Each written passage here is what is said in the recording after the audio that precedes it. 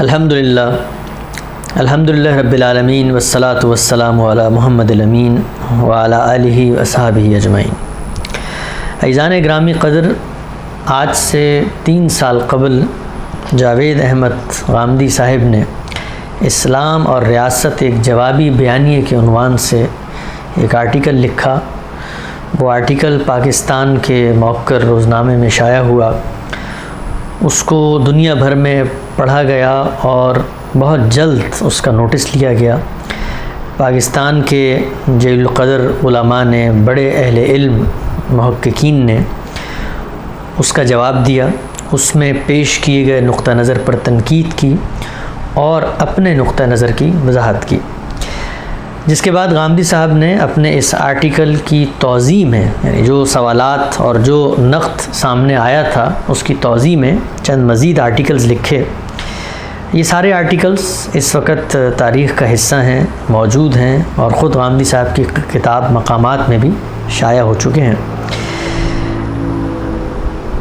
اس اقدام کے بعد دنیا بھر میں جوابی بیانیے کے عنوان سے بحث و نظر کی ایک نئی روایت کا آغاز ہوا اور بلا مبالغہ 20 کی تعداد میں مقالات، آرٹیکلز اور شذرات جو ہے وہ لکھے گئے اور مختلف جرائد اور رسائل میں شائع ہوئے۔ اسی طرح فیس بک کی زینت بنے اور بہت عرصے تک اس پر گفتگو کا ایک سلسلہ جاری رہا۔ غامدی صاحب نے اپنے آرٹیکل کی ابتدا میں یہ لکھا تھا کہ اس وقت جو صورتحال بعض انتہا پسند تنظیموں نے اپنے اقدامات سے اسلام اور مسلمانوں کے لیے پوری دنیا میں پیدا کر دی ہے، یہ اسی فکر کا مولود فساد ہے جو ہماری مذہبی مدرسوں میں پڑھا اور پڑھایا جاتا ہے اور جس کی تبلیغ اسلامی تحریکیں اور مذہبی سیاسی جماعتیں شب و روز کرتی ہیں۔ اس کے مقابل میں اسلام کا صحیح فکر کیا ہے، اس کو ہم نے اپنی کتاب میزان میں دلائل کے ساتھ پیش کر دیا ہے۔ در حقیقت ایک جوابی بیانیہ، کاؤنٹر نیریٹو ہے، اور ہم نے بارہا کہا ہے کہ مسلمانوں کے معاشرے میں مذہب کی بنیاد پر فساد پیدا کر دیا جائے تو سیکولرزم کی تبلیغ نہیں بلکہ مذہبی فکر کا ایک جوابی بیانیہ ہی صورتحال کی اصلاح کر سکتا ہے۔ اس نقطہ نظر پر بہت سارے علماء اور صاحبان علم نے یہ سوال اٹھایا کہ یہ جو دعویٰ کیا گیا ہے کہ اس وقت جو صورتحال دنیا میں انتہا پسندی کی لوگوں کو درپیش ہے، یہ اصل میں اسی فکر کا مولود فساد ہے جو مذہبی مدارس اور دینی سیاسی جماعتوں کے اندر پڑھا اور پڑھایا جاتا ہے۔ اور اس کے بعد اسی آرٹیکل میں 9 نکات کی صورت میں غامدی صاحب نے ان مسائل پر، ان امور پر اپنا نقطہ نظر بیان کیا، گویا یہ اس نقطہ نظر پر تنقید تھی جو نقطہ نظر دینی مذہبی مدارس اور مذہبی سیاسی جماعتوں میں رائج ہے اور پڑھا اور پڑھایا جاتا ہے۔ اس پر ایک سوال جو بہت سارے لوگوں نے اٹھایا، وہ سوال یہ تھا کہ جب یہ دعویٰ کیا جاتا ہے کسی فکر کے بارے میں یا کسی ادارے کے بارے میں یا کسی سیاسی تنظیم کے بارے میں کہ وہاں پر یہ کچھ پڑھا اور پڑھایا جاتا ہے، تو وہاں پر جو لوگ موجود ہیں ان سے جب یہ سوال کیا جاتا ہے تو وہ تو اس کی تردید کرتے ہیں۔ وہ تو یہ کہتے ہیں کہ ایسی کوئی بھی چیز نہ ہمارے نصابات کا حصہ ہے، نہ ہمارے منشور کا حصہ ہے، نہ ہم اس کے داعی ہیں، بلکہ ہم تو پاکستان کے پرامن شہری ہیں، ہم یہاں رہتے ہیں، اور در حقیقت دینی مدارس کے بارے میں یہ ایک عالمی بغض ہے جس کا اظہار مختلف لوگ کرتے ہیں، اور یہ دعویٰ بھی اصل میں اسی کی غمازی کرتا ہے۔ تو مدارس کے در پہ عالمی طاقتیں بھی ہیں اور مذہب بیزار قوتیں بھی ہیں اور سیکولرزم کی تبلیغ کرنے والی تحریکیں اور تنظیمیں بھی ہیں، لہٰذا یہ جو دعویٰ کیا جاتا ہے یہ دعویٰ اسی نوعیت کا ایک دعویٰ ہے۔ مذہبی مدارس ہوں یا وہاں کے نصابات ہوں یا دینی مذہبی سیاسی جماعتیں ہوں، وہاں پر ایسی کوئی چیز نہ پڑھی جاتی ہے نہ پڑھائی جاتی ہے۔ اس سوال کو سامنے رکھ کر ایک سچے طالب علم کی طرح میں نے بھی اس پر غور کیا اور یہ جاننے کی کوشش کی کہ جب یہ کہا جاتا ہے تو اس دعوے کے اندر کتنی حقیقت ہے. اور مجھے بھی اس بات کی ضرورت محسوس ہوئی کہ غیر جانبدارانہ انداز میں، ظاہری بات ہے ہم نے بھی وہاں وقت گزارا ہے، کچھ چیزیں ہمارے سامنے بھی آتی تھیں، کچھ ہم نے وہاں پڑھی بھی ہیں. اسی طریقے سے بہت ساری چیزیں انٹرنیٹ پہ دنیا بھر میں موجود بھی ہیں، لوگوں تک کتابیں بھی رسائی میں ہیں، ان تک جا کر دیکھا جا سکتا ہے. تو اس پورے قضیے کو ایک سچے طالب علم کی طرح، ایک حقائق کی تلاش کرنے والے پیاسے طالب علم کی طرح دیکھا جائے کہ کیا واقعی میں حقیقت کے اندر، دینی مدارس کے اندر، ہماری مذہبی فکری تحریکوں کے اندر ان 9 نکات پر جو غامدی صاحب نے پیش کی اور جس پر اپنا نقطہ نظر پیش کیا، کیا کوئی نقطہ نظر پایا جاتا ہے؟ اور اگر پایا جاتا ہے تو وہ نقطہ نظر کیا ہے؟ تو میں نے یہ کوشش کی کہ اس نقطہ نظر کو جیسے کہ وہ وہاں پر ہے ویسے تلاش کر کے لوگوں کے سامنے پیش کر دیا جائے. اس طالب علمانہ سلسلے کے آغاز سے پہلے میں 2 باتیں اس موضوع کے متعلق تمہیداً کرنا چاہتا ہوں. پہلی چیز یہ ہے کہ جب بھی دینی یا مذہبی بحثوں کے اندر آپ کوئی نقطہ نظر پیش کرتے ہیں اور وہ نقطہ نظر کا جو مخاطب ہے اس کو یہ محسوس ہوتا ہے کہ یہ اس کے خلاف ہے، تو وہ در حقیقت آپ کے بارے میں اور آپ کے اس محرک کے بارے میں کچھ حساسیتیں اور جذبات رکھتا ہے. ہم یہ جانتے ہیں کہ دینی مدارس کے اوپر دنیا بھر میں مختلف زاویوں سے تنقید ہوتی ہے. دینی مدارس اس وقت عالمی سیاست کے عتاب کا شکار بھی ہیں. دینی مدارس اس وقت سماجی جبر کے محرکات کا شکار بھی ہیں. دینی مدارس اس وقت جو حکومتیں ہیں ان کے عدم تعاون کا شکار بھی ہیں. دینی مدارس اپنے نصابات کے قدیم یا آؤٹ ڈیٹڈ ہو جانے پر اٹھنے والے سوالات اور معاشرے کے اندر جو مذہبی اور غیر مذہبی کی ایک تفریق ہے اس پر اٹھنے والی بحثوں کا شکار بھی ہیں. تو دنیا بھر میں ان مدارس پر، ان کے نصابات پر، ان دینی مذہبی تحریکوں پر، ان کے منشورات پر بحث ہوتی رہتی ہے. یہ بحث عالمی قوتیں بھی اٹھاتی ہیں، یہ بحث عسکری ادارے بھی اٹھاتے ہیں، یہ بحث سماجی علوم سے وابستہ لوگ بھی اٹھاتے ہیں، اور یہ بحث مذہب سے بیزار لوگ بھی اٹھاتے ہیں. میں یہاں پر یہ واضح کر دینا چاہتا ہوں کہ جس بحث کا ہم آغاز کر رہے ہیں، جس بحث کو ہم پیش کر رہے ہیں، اس کا قطعاً ان میں سے کسی بھی تنقید اور کسی بھی پہلو سے ہونے والے سوال سے کوئی تعلق نہیں. ہم مسلمان ہیں، بحیثیت مسلمان رسول اللہ صلی اللہ علیہ وسلم کو دین کا تنہا ماخذ سمجھتے ہیں. آپ کی ذات سے ہمیں قرآن ملتا ہے، آپ کی ذات سے ہمیں سنت ملتی ہے. آپ ہیں جن کی تصویب سے، جن کی تائید سے کوئی بھی چیز ہے، جن کی سینکشن سے وہ دین قرار پائے گی. دین کے معاملے میں کوئی بھی نزاع ہو، قرآن مجید کی حیثیت ہے کہ وہ میزان بھی ہے، فرقان بھی ہے، وہ حکم بھی ہے، وہ لوگوں کے دینی معاملات میں نزاعات کا فیصلہ کرنے والا بھی ہے. وہ ہم تک پوری قطعیت سے پہنچا ہے. ہم اس پر ایک ایک آیت پر، ایک ایک حرف پر ایمان لاتے ہیں.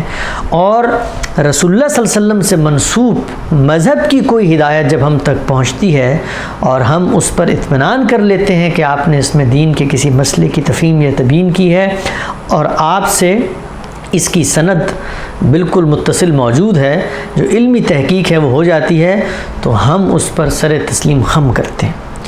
تو ہم مسلمان ہیں، بحیثیت مسلمان اس بات کے بھی قائل ہیں کہ قرآن مجید نے جو یہ بات کہی ہے کہ مذہبی تعلیم کے لیے مسلمان معاشرے میں سے کچھ لوگوں کو اٹھنا چاہیے ہے اور ان کو اس اختصاص کی تعلیم حاصل کرنی چاہیے ہے. تو دینی مدارس اس بنیاد پر اگر بنے ہیں تو بالکل ٹھیک بنے ہیں، اور ان کا وجود قیامت تک قائم رہنا چاہیے ہے.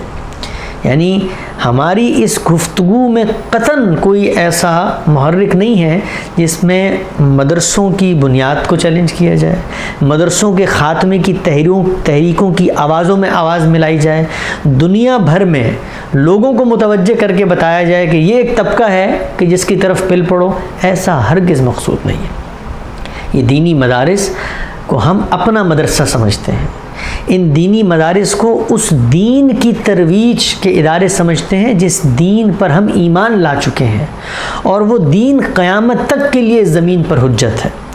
لہٰذا جو قرآن و سنت کی تعلیم وہاں دی جاتی ہے، وہ قرآن و سنت کی تعلیم دیے جانا یہ کام اپنی ذات میں محمود بھی ہے، مقصود بھی ہے، مذہبی ہدایات کا تقاضا بھی ہے، اور جو لوگ یہ کام کر رہے ہیں وہ اللہ تعالیٰ کی دی ہوئی اس ہدایت پر، اس مشن پر کار فرمائے، اللہ تعالیٰ ان کے اس عمل کو قبولیت کا درجہ دے۔ وہ ایک بہت بڑی قربانی اور دینی خدمت انجام دے رہے ہیں۔ تو یہ ابتدا میں واضح کرنا اس لیے ضروری ہے کہ بالعموم جو مدارس پہ تنقید ہوتی ہے اس کو سننے والے چونکہ بہت ساری تنقیدات سن رہے ہوتے ہیں تو خلط مبحث کا شکار ہو جاتے ہیں، وہ سمجھتے ہیں کہ یہ تنقید بھی اسی نوعیت کی ایک تنقید ہے۔ تو میں واضح کرنا چاہتا ہوں کہ یہ تنقید اس نوعیت کی تنقید نہیں ہے، بلکہ اس تنقید کے پیچھے ایک بہت گہرا درد پنہا ہے۔ وہ درد یہ ہے کہ جس وقت ہماری مذہبی فکر جو دینی مدرسوں میں پڑھائی جاتی ہے اور سیاسی مذہبی تنظیموں میں جس کی تبلیغ دعوت ترویج کی جاتی ہے وہ دنیا تک پہنچتی ہے، تو دنیا اس مذہب کے بارے میں سوال اٹھاتی ہے، اور جس نوعیت کی یہ چیزیں ہیں، جو مقدمات اس وقت زیر بحث ہیں، وہ ایسے نہیں ہیں کہ محض کوئی نظری مقدمات ہوں۔ وہ یوں نہیں ہے کہ کسی صاحب علم نے کہہ دیا ہو کہ دنیا گول ہے، اور جو لوگ اس کو نہیں مانتے وہ محض کشش ثقل اور بعض کائناتی قوانین سے صرف نظر کر لیں گے، بلکہ جو باتیں، جو مقدمات، جو حقائق، جو نظریات یہاں پڑھے اور پڑھائے جاتے ہیں، ان کے کچھ نتائج ہیں جو مرتب ہوتے ہیں، اور وہ نتائج اس وقت ہماری گلی محلوں کی زینت بن چکے ہیں، ان سے صرف نظر نہیں کیا جا سکتا۔ کشت و خون کی ندیاں بہہ گئی ہیں، مسلم معاشرے ہوں یا غیر مسلم معاشرے ہوں۔ اس وقت مسلم نوجوان ہتھیار لے کر میدان جنگ میں کھڑا ہوا ہے، وہ گلی محلوں میں، وہ کلیساؤں اور مختلف عبادت گاہوں میں جا کر یہ آواز لگا کر کہ اللہ اکبر اپنی جان قربان کر رہا ہے، اور وہ یہ کہہ رہا ہے کہ یہ مذہب اور دین کا تقاضا ہے۔ تو اس بحث کی یہ حساسیت ہے، اس کے پیچھے یہ درد ہے کہ اس وقت خدا کے دین کو دنیا میں ہدف تنقید بنایا جا رہا ہے، خدا کے رسول کی ہدایات کو زیر بحث لا کر بتایا جا رہا ہے کہ یہ در حقیقت فساد کی جڑ ہے، جو دنیا بھر میں تشدد، ظلم، جبر اور تحکم کی بنیاد پر حکومتوں کو گرانا اور لوگوں کی زندگیوں کو قتل کرنا اور ان کے روزمرہ معمولات پر اثر انداز ہونا، یہ وہ چیزیں ہیں جن کی تبلیغ اور تلقین کی جا رہی۔ تو یہ درد اور احساس پنہا ہے اس پوری گفتگو کے پس منظر میں کہ اگر ہمارے مدارس میں یہ چیزیں پڑھی اور پڑھائی جا رہی ہیں تو یہ ان کے کچھ نتائج ہیں۔ تو جو سننے والے لوگ ہیں وہ ان دونوں باتوں کو پیش نظر رکھیں کہ ہمارے پیش نظر نہ کسی عالمی تنقید کا حصہ بننا ہے جو مدارس پر ہوتی ہے، نمبر 1، اور نمبر 2، ہمارے پیش نظر کوئی ایسا محرک بھی نہیں ہے جس سے ان تحریکوں یا ان مدارس میں پڑھنے اور پڑھانے والے لوگوں کے اوپر کوئی ہدف تنقید یا کوئی تیر برسائے جائے۔ تو اس کو واضح ہونا چاہیے، یہ بہت ضروری چیز ہے، یہ بہت اہم چیز ہے، اس لیے کہ جس وقت تک یہ واضح نہ ہو لوگ سنی انسنی کر دیتے ہیں، لوگ باتوں کو توجہ ہی نہیں دیتے، وہ درخور اعتنائی کا رویہ اس سے اختیار کر لیتے ہیں۔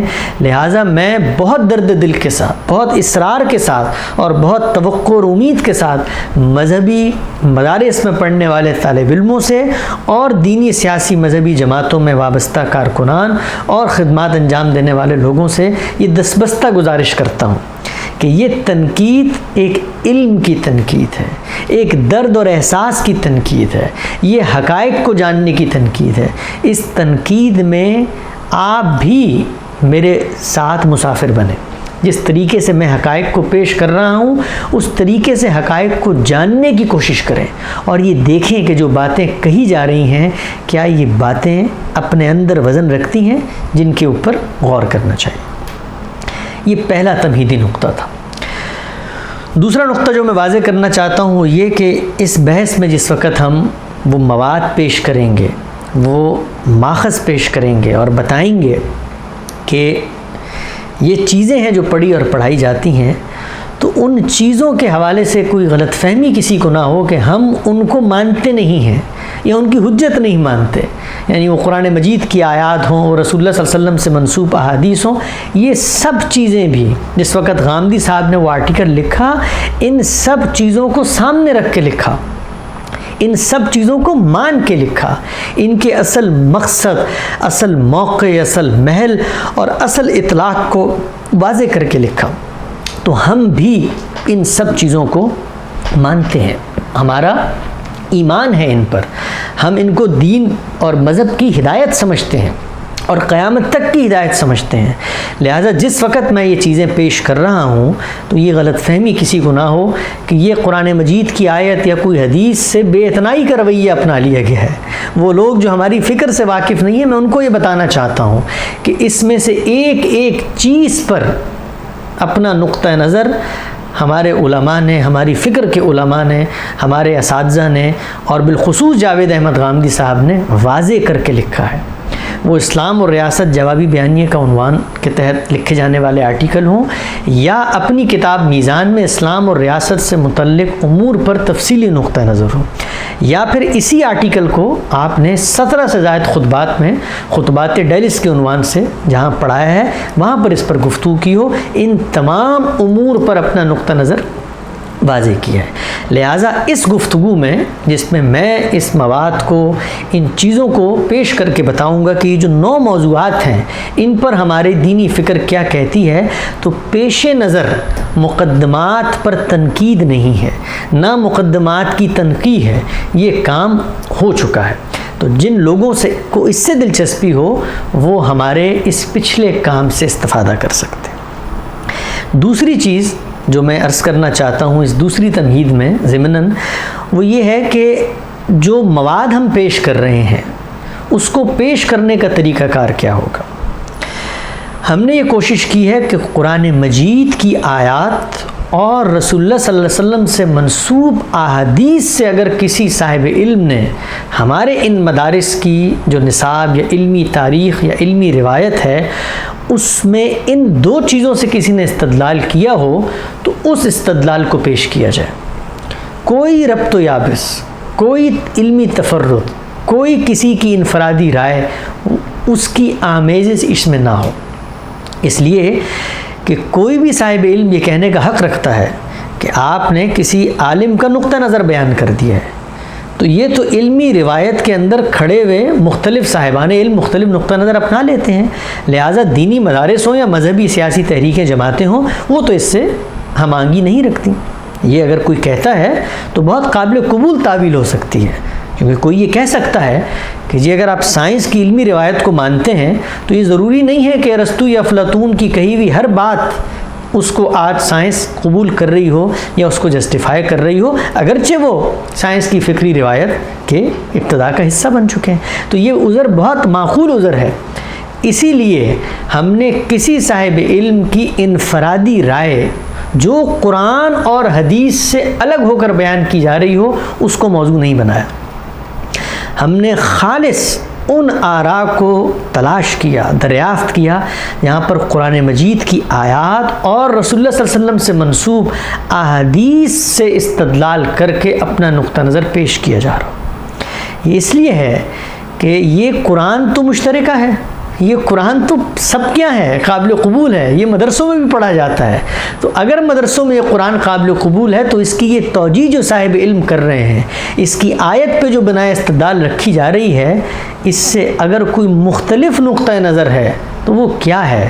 ہمارا نقطہ نظر تو موجود ہے، علماء کا نقطہ نظر ہم پڑھ کے بتائیں گے، کہ وہ اس آیت کی بنیاد پر یہ بنا استدلال پیش کر رہے ہیں، تو اس کے بعد بھی اگر کوئی یہ کہتا ہے کہ نہیں مدارس کے اندر تو اس طرح کی کوئی چیز نہیں ہے، تو پھر اس کے ذمہ ہے کہ وہ ان چیزوں کا جواب دے اور بتائے کہ اس قرآن مجید کی آیت کو، اس متعلقہ احادیث کو ہم اس طریقے سے نہیں سمجھتے۔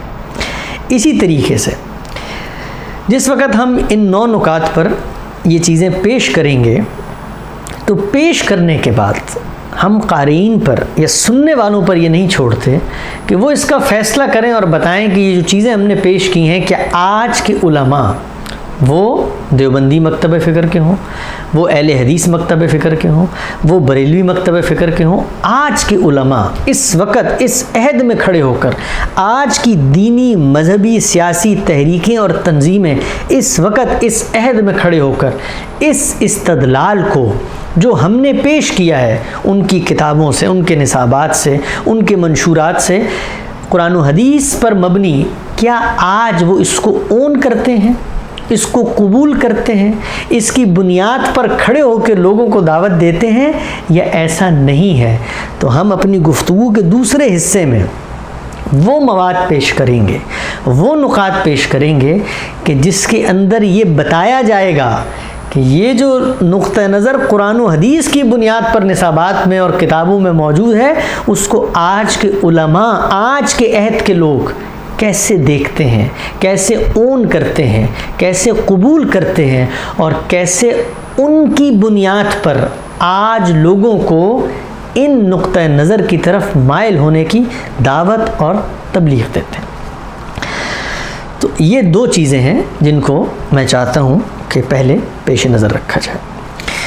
اس کے بعد ہم آغاز کرتے ہیں ان چیزوں کے باقاعدہ مطالعے کا، اور جیسا کہ میں نے عرض کیا کہ اسلام اور ریاست ایک جوابی بیانیے کے آرٹیکل میں جو 9 نکات پیش کیے گئے، جن پر غامدی صاحب نے اپنا نقطہ نظر پیش کیا، اس نقطہ نظر میں سے ایک نقطے کو انفرادی طور پر لے کر ہم یہ دیکھیں گے کہ اس حوالے سے اہل علم، علماء قرآن مجید اور رسول اللہ صلی اللہ علیہ وسلم سے منسوب احادیث کی بنیاد پر کیا نقطہ نظر رکھتے ہیں۔ تو اس کا ہم آغاز کرتے ہیں۔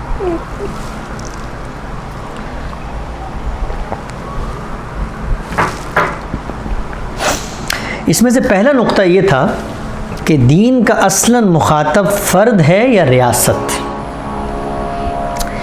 غامدی صاحب کا نقطہ نظر لکھا ہوا موجود ہے، پڑھایا ہوا موجود ہے، وہاں دیکھا جا سکتا ہے۔ اہل علم علماء کیا کہتے ہیں، آغاز کرتے ہیں۔ مولانا سید ابو الاعلیٰ مودودی علیہ رحمہ اس معاملے میں سب سے وضاحت سے لکھتے ہیں، اور میں یہ عرض کر دوں کہ کیا وجہ ہے کہ مولانا ہی اس معاملے میں بالکل وضاحت کے ساتھ لکھ رہے ہیں۔ اس کی وجہ یہ ہے کہ ریاست کی وہ نوعیت جو اس عہد جدید میں سامنے آئی ہے، یہ اس سے پہلے موجود نہیں تھی۔ اس سے پہلے قبضے کی بنیاد پر حملہ کرنے کے بعد طاقت کے زور پر ریاست قائم ہوتی تھی، اور جب وہ ریاست قائم ہوتی تھی تو الناس علی دین ملوکہم، تو جو ریاست کے سربراہان کا مذہب ہوتا تھا لوگ ان پر اس کو اپنا لیتے تھے، جو نہیں اپناتے تھے تو وہ پھر جو معاہدہ ریاست اور ان کے مابین ہوتا تھا اس پر عمل پیرا ہو جاتے تھے۔ تو یہ بحث کہ ریاست دین کا مخاطب ہے یا نہیں ہے، یہ بحث پیدا اس وقت ہوتی ہے کہ جس وقت ریاست کی وہ نوعیت سامنے آتی ہے کہ جس کے اندر یہ چیز قبول کی جا سکتی ہے یا نہیں کی جا سکتی، یہ زیر بحث ہے۔ تو مولانا لکھتے ہیں کہ قرآن کی روح سے اللہ تعالیٰ مالک الملک ہے، خلق اسی کی ہے، لہٰذا فطرتاً امر کا حق، رائٹ آف رول بھی اسی کو پہنچتا ہے۔ اس کے ملک میں اس کی خلق پر خود اس کے سوا کسی دوسرے کا امر جاری ہونا اور حکم چلنا بنیادی طور پر غلط ہے۔ صحیح راستہ صرف ایک ہے، اور وہ یہ کہ اس کے خلیفہ اور نائب کی حیثیت میں اس کے قانون شرعی کے مطابق حکمرانی ہو اور فیصلے کیے جائیں۔ مولانا سورہ آل عمران کی آیت نمبر 26 پیش کرتے ہیں قل اللہم مالک الملک تؤتی الملک من تشاء وتنزع الملک ممن تشاء وتعز من تشاء وتذل من تشاء بیدک الخیر انک علی کل شیء قدیر۔ کہو خدایا ملک کے مالک تو جسے چاہے حکومت دے اور جسے چاہے چھین لے، جسے چاہے عزت دے، جسے چاہے ذلیل کرے، بھلائی تیرے اختیار میں ہے، بے شک تو ہر چیز پر قادر ہے۔ اسلامی ریاست مولانا کی کتاب ہے، اس کے صفحہ 52 اور 53 پر وہ یہ تفصیلاً بحث کرتے ہیں۔ مولانا قرآن مجید کی کچھ اور آیات بھی پیش کرتے ہیں، مثلا وہ سورہ فاطر کی آیت پیش کرتے ہیں کہ ذالکم اللہ ربکم لہ الملک، وہی اللہ تمہارا رب ہے، بادشاہی اسی کی ہے۔ پھر سورہ بنی اسرائیل کی اس آیت پر وہ کلام کرتے ہیں ولم یکن لہ شریک، نہ کوئی بادشاہی ہے نہ کوئی بادشاہی میں اس کا شریک ہے۔ ولا یشرک فی حکمہ احدا، سورہ کہف آیت نمبر 26 وہ لکھتے ہیں یعنی اور وہ اپنی حکومت میں کسی کو شریک نہیں کرتا۔ اس کے بعد سورہ اعراف کی آیت وہ پیش کرتے ہیں الا لہ الخلق والامر، خبردار رہو اسی کی خلق ہے اسی کا امر ہے۔ اس کے بعد سورہ آل عمران آیت 154 وہ پیش کرتے ہیں یقولون هل لنا من الامر من شیء قل ان الامر كله للہ، یہ لوگ اب کہتے ہیں کہ اس کام کے چلانے میں ہمارا بھی کوئی حصہ ہے، ان سے کہو کسی کا کوئی حصہ نہیں، اس کام کے سارے اختیارات اللہ کے ہاتھ میں ہیں۔ مولانا اس کو اصل الاصول قرار دیتے ہیں اور یہ کہتے ہیں کہ دین کا اصلاً مخاطب ریاست ہے، طاقت کا سرچشمہ ریاست ہے، ریاست ہے کہ جس نے کلمہ پڑھنا ہے، اور ریاست ہے جس کو دین مخاطب کرتا ہے میری زندگی کا مقصد تیرے دین کی سرفرازی، میں اسی لیے مسلمان، میں اسی لیے نمازی۔ مذہب کا تقاضا ہو، دین کا تقاضا ہو، وہ صرف یہی ہے کہ ریاست پر خدا کی حکومت قائم ہو، اور یہی اصل الاصول ہے۔ تو مولانا اس کو قرآن مجید کی آیات کا حوالہ دے کر ان سے استدلال کر کے بیان کرتے ہیں کہ مذہب کا اصلاً مخاطب وہ ریاست ہے۔ میں یہ پہلے عرض کر چکا ہوں کہ اس دعوے کے کیا نتائج ہیں، ان آیات کا اصل مصداق، اصل مطلب، اصل معنی کیا ہے، یہ ہماری بحث کا حصہ نہیں ہے۔ اس پر تفصیلاً بحث غامدی صاحب اپنے خطبات اور اپنی کتاب میں کر چکے ہیں۔ یہاں یہ بتانا مقصود ہے کہ قرآن مجید کی یہ آیات ہیں جن کو پڑھ کر، جن سے استدلال کر کر یہ کہا جا رہا ہے کہ مذہب کے اندر جو تقاضا ہے وہ یہ ہے کہ صرف وہ ریاست بنے جس ریاست کو خدا کی حکمرانی کا شرف حاصل ہو، یعنی اس میں حکمران خدا ہو اور نائب کی حیثیت سے انسان اس میں کام کر رہا ہو۔ اس کے علاوہ کوئی ریاست مذہب کا تقاضا نہیں ہے، جو بنے گی وہ مذہب کے خلاف ہوگی۔ تو یہ پہلی چیز ہے، پہلا نقطہ ہے کہ دین کا اصلاً مخاطب فرد ہے یا ریاست۔ اس پہ مولانا نے بہت تفصیل سے اپنی کتاب اسلامی ریاست میں بنائے استدلال واضح کی ہے کہ ان آیات کو پڑھ کر وہ یہ استدلال کر رہے ہیں کہ ان کا تقاضا ہے کہ دین کا اصلاً مخاطب اور ہدف وہ ریاست بن جائے۔ دوسرا نقطہ جو اسلام اور ریاست ایک جوابی بیانیے میں غامدی صاحب نے پیش کیا اور جس پر اپنا نقطہ نظر واضح کیا، وہ یہ تھا کہ کیا اسلامی حکومت یا خلافت کا قیام دینی فریضہ ہے؟ اس پر دیکھتے ہیں کہ ہمارے اہل علم علماء کا کیا نقطہ نظر ہے۔ قرآن مجید اور احادیث کے ذخیرے کو سامنے رکھ کر اس موضوع پر وہ کیسے کلام کرتے ہیں۔ آغاز کرتے ہیں امام قرطبی کی تفسیر سے، سورہ بقرہ آیت نمبر 30 آیت ہے وَإِذْ قَالَ رَبُّكَ لِلْمَلَائِكَةِ إِنِّي جَاعِلٌ فِي الْأَرْضِ خلیفہ۔ اس آیت کا ترجمہ ہے اور جب تمہارے پروردگار نے فرشتوں سے فرمایا کہ میں زمین میں اپنا نائب بنانے والا ہوں۔ اس آیت کو نقل کر کے امام قرطبی لکھتے ہیں کہ هذه الآیۃ اصل فی نسب الامام و خلیفت، یہ آیت نسب امام اور نسب خلیفہ کے باب میں اصل ہے. یسمع له و یطاع،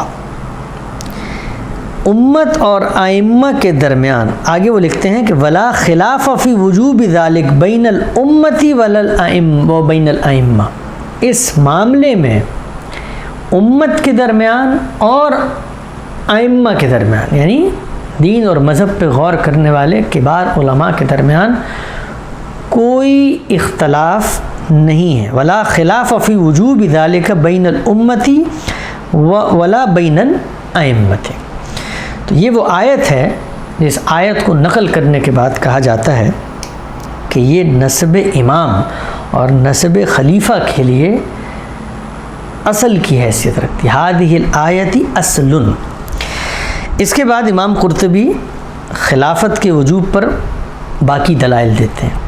وہ لکھتے ہیں وَدَلِيلُنَا، اس معاملے میں ہماری دلیل یہ ہے کہ انی جاعل فی الارض خلیفہ، یعنی خلافت کے وجوب پہ ہماری دلیل یہ اللہ تعالیٰ کا ارشاد ہے کہ جب تمہارے پروردگار نے فرشتوں سے کہا کہ میں زمین میں اپنا ایک نائب بنانے والا ہوں.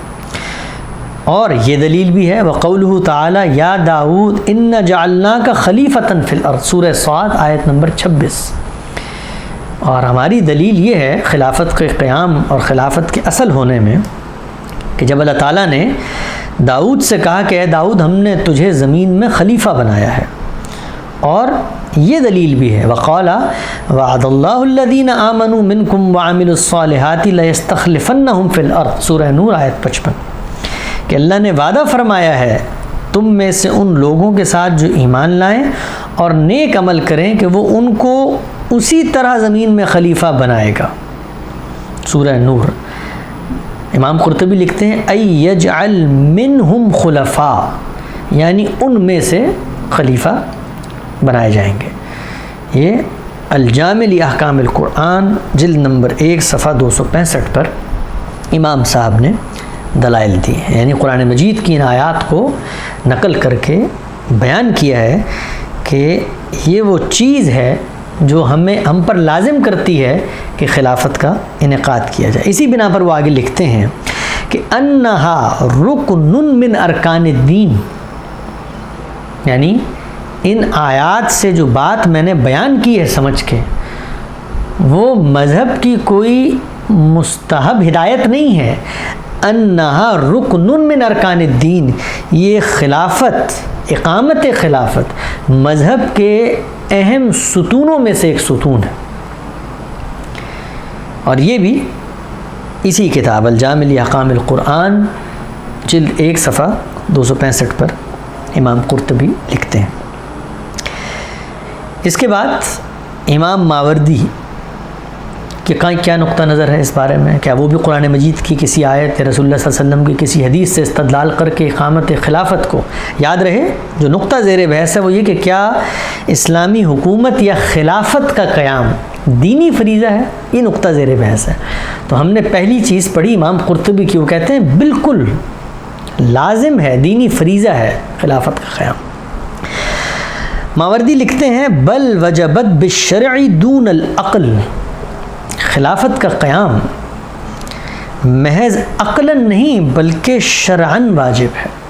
یعنی انہوں نے واضح کیا کہ یہ کسی منطقی عقلی استدلال یا ذاتی اجتہاد یا بصیرت پہ مبنی بات نہیں ہے جو میں کہہ رہا ہوں، بلکہ وجبت بالشرع دون العقل، یہ محض عقلاً نہیں بلکہ شرعاً واجب ہے. کیوں؟ لأن الامام يقوم بامور شرعیۃ قد كان مجوزا في العقل ان لا يرد التعبد بها فلم يكن العقل موجبا لها، وانما اوجب العقل ان يمنع كل واحد نفسه من العقلاء عن التظالم والتقاطع ويأخذ بمقتضى العدل في التناصف والتواصل فيتدبر بعقله لا بعقل غيره، ولكن جاء الشرع بتفويض الامور الى وليه في الدين. قال الله تعالى یا ایھا الذین آمنوا اطیعوا اللہ واطیعوا الرسول واولی الامر منکم. احکام السلطانیہ بہت معروف مارکۃ الآراء کتاب، اس کی ابتدا میں یہ بحث کرتے ہیں۔ کیا مطلب ان کی بات کا؟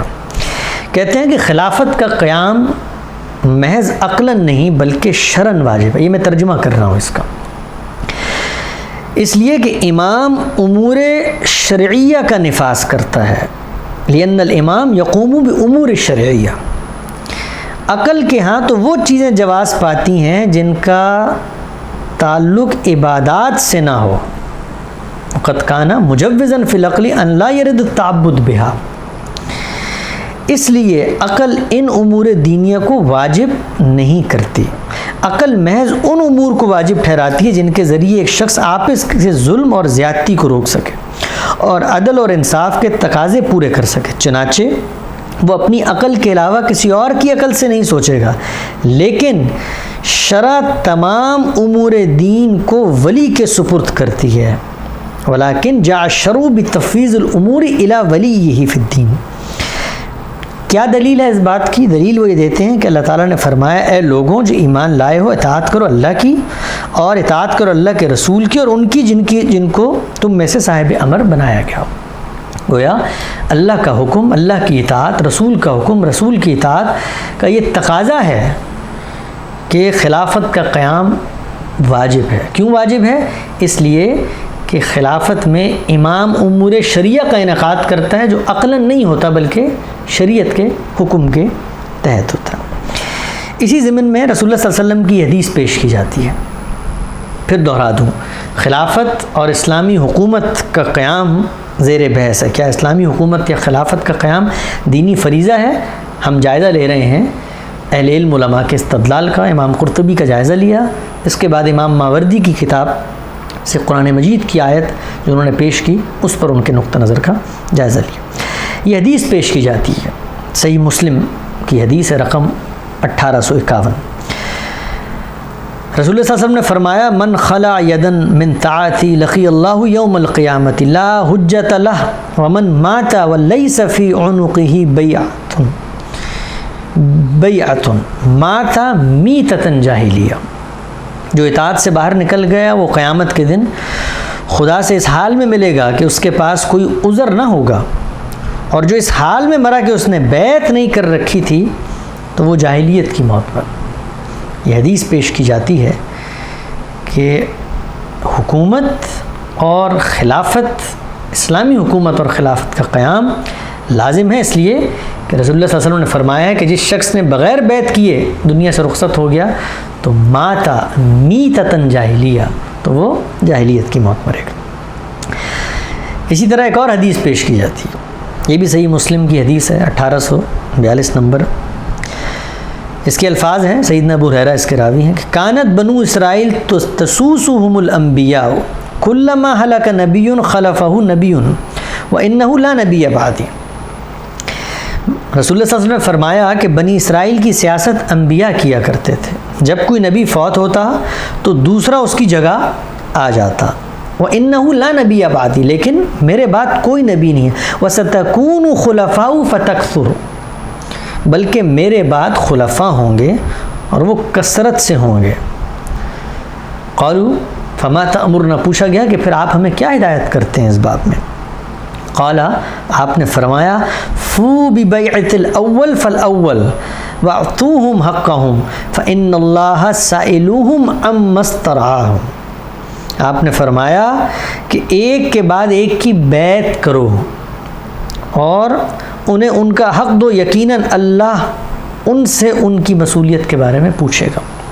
یعنی یہ روایت جو ہے اس پر بنا استدلال رکھی گئی ہے، اور یہ کہا جاتا ہے کہ رسول اللہ صلی اللہ علیہ وسلم نے یہ فرمایا ہے کہ میرے بعد تو خلفاء ہوں گے، لہٰذا خلفاء ہونے چاہیے، خلفاء ہی قائم کیے جائیں گے، اور کیا کہا گیا ہے مسلمانوں کو کہ ان کی بیعت کی جائے، لہٰذا خلافت اور اسلامی حکومت کا قیام رسول اللہ صلی اللہ علیہ وسلم کی اس حدیث کی ہدایت پر مبنی ہے۔ اسی طریقے سے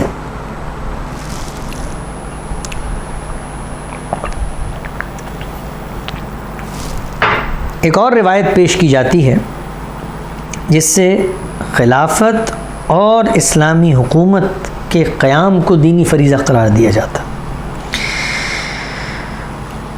وہ روایت یہ ہے